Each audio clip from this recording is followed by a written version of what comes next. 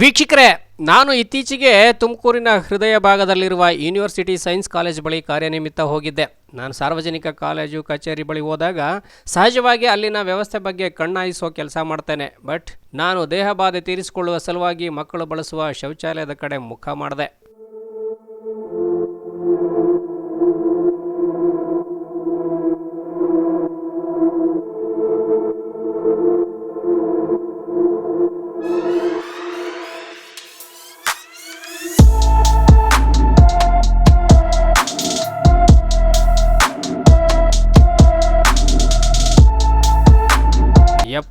ಯಪ್ಪ ಅದ್ರೊಳಗೆ ಕಾಲಿಡಲು ಅಸಹ್ಯ ಅನಿಸ್ಬಿಡ್ತು. ಯಾವ ಗಟಾರನೂ ಈ ಮಟ್ಟಿಗಿರಲ್ಲ ಅನಿಸ್ಬಿಡ್ತು ಬಿಡಿ. ಅಷ್ಟು ಕೊಳಕೆದ್ದು ಕಪ್ಪು ಕಲೆ ಕಟ್ಟಿ ಮನುಷ್ಯರಾದವರು ಯಾರೂ ಕೂಡ ಇದನ್ನು ಬಳಸೋಕ್ಕೆ ಯೋಗ್ಯವಲ್ಲ, ಅಷ್ಟರ ಮಟ್ಟಿಗೆ ಇದ್ದಿದ್ದು ಕಂಡು ಬಂತು. ಆ ವಿಡಿಯೋ ತೋರಿಸೋದು ದುಸ್ತರ, ಆದರೆ ಸಂಬಂಧಪಟ್ಟ ಅವಿವೇಕಿಗಳು ಇದನ್ನೊಮ್ಮೆ ನೋಡಲೇಬೇಕು. ಹಾಗಾಗಿ ಅನಿವಾರ್ಯವಾಗಿ ನಿಮ್ಮ ಕಣ್ಣು ಮುಂದೆ ಇಡ್ತೇನೆ, ಒಮ್ಮೆ ನೋಡಿ. ಆಮೇಲೆ ಇಲ್ಲಿರುವ ಮಂದಿ ಇವರು ಮನುಷ್ಯರ ಅಥವಾ ಬೇರೆ ಏನೋ ಅನ್ನೋದನ್ನು ನೀವೇ ತೀರ್ಮಾನ ಮಾಡಿ. ಇವರೆಲ್ಲ ಒಟ್ಟಿಗೆ ಅದು ಏನು ತಿಂದು ಇಲ್ಲಿ ಜವಾಬ್ದಾರಿ ವಹಿಸಿ ಕೂತಿದ್ದಾರೋ ಆ ವೈಸ್ ಚಾನ್ಸಲರ್ ಒಬ್ಬರೇ ಬಲ್ರು.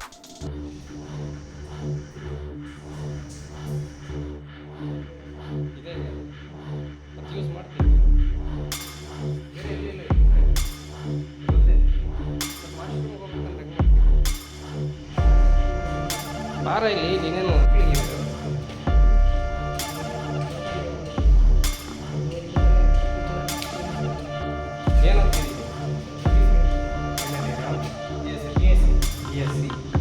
BSc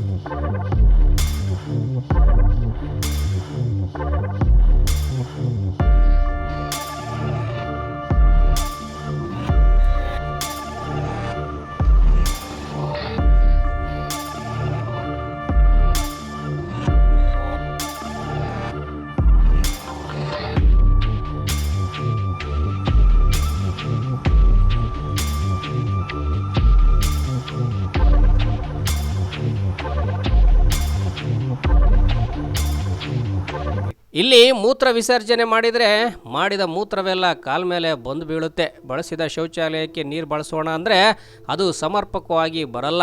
ಶೌಚಾಲಯದ ಎಂಟ್ರಿಯಲ್ಲೇ ಹೊಡೆದು ಹೋಳಾಗಿರುವ ಗಾಜಿನ ಚೂರುಗಳು, ಇನ್ನು ವರಾಂಡದಲ್ಲಿ ಇಟ್ಟಿರುವ ಅಲಂಕಾರಿಕ ಹೂವಿನ ಕುಂಡಗಳು ಆ ಕಾಲೇಜಿನ ಪ್ರಾಂಶುಪಾಲರಿಗಷ್ಟೇ ಅಚ್ಚುಮೆಚ್ಚು ಆಗಬೇಕು. ಅಲ್ಲೇ ಜಿಮ್ನಾಸಿಯಂ ಕೊಠಡಿ ಹಾಗೂ ವ್ಯಾಯಾಮ ಶಾಲೆ ಇದೆ. ಅದರ ಬಾಗಿಲು ತೆಗೆದಿದ್ದಾರೋ ಇಲ್ಲೋ ದೇವರೇ ಬಲ್ಲ, ಅದು ಕೂಡ ಧೂಳಿಡಿದು ಕೂತಿದೆ.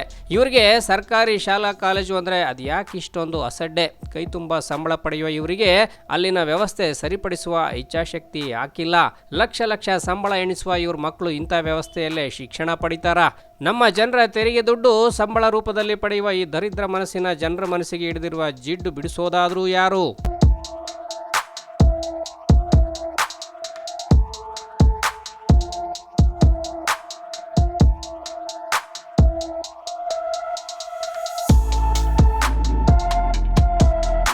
ಈಗಾಗಲೇ ಸರ್ಕಾರಿ ಶಾಲಾ ಕಾಲೇಜು ಅಂದರೆ ಕೆಲಸಕ್ಕೆ ಬಾರದ ಶಿಕ್ಷಣ ಅನ್ನುವಷ್ಟರ ಮಟ್ಟಿಗೆ ಖಾಸಗಿ ಶಾಲೆಯ ವ್ಯವಸ್ಥೆ ಜನರ ಮನಸ್ಸಿಗೆ ತುಂಬಿದ್ದು, ಅದಕ್ಕೆ ಸರಿಯಾಗಿ ಇವರಿಂಥ ದುರಾವಸ್ಥೆಯಲ್ಲಿ ಮಕ್ಕಳಿಗೆ ಅದೇನು ಕಲಿಸ್ತಾರೆ?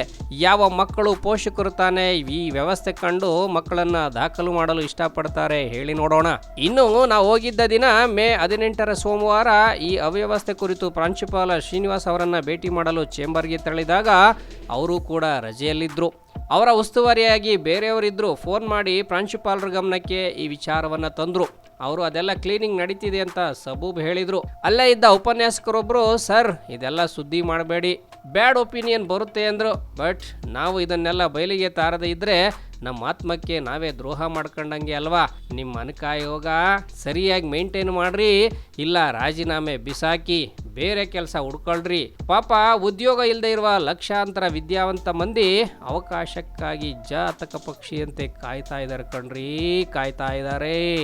ಜಿಲ್ಲೆಯ ನಾನಾ ಭಾಗಗಳ ಹಳ್ಳಿಗಾಡಿನಿಂದ ಕಾಲೇಜಿಗೆ ಬರುವ ಮಕ್ಕಳು ಅದೆಲ್ಲಿ ತಮ್ಮ ದೇಹ ಬಾಧೆ ತೀರಿಸ್ಕೋತಾರೋ ಏನೋ, ಅದನ್ನೆಲ್ಲ ತಡೆದುಕೊಳ್ಳುವ ಮಕ್ಕಳು ಕೆಲ ರೋಗ ರುಜಿನಗಳಿಗೆ ತುತ್ತಾಗ್ತಾರೆ. ಇದೊಂದು ಪಕ್ಕ ಮಾನವ ಹಕ್ಕುಗಳ ಉಲ್ಲಂಘನೆಯ ವಿಚಾರ. ಸಂಬಂಧಪಟ್ಟ ಮಂದಿ ಅದೆಲ್ಲಿ ಏನು ಸಿಗುತ್ತೆ ಅಂತ ಗೆಬರುವ ಕೆಲಸದಲ್ಲಿ ಬ್ಯುಸಿಯಾಗಿದ್ದಾರೋ ಏನೋ.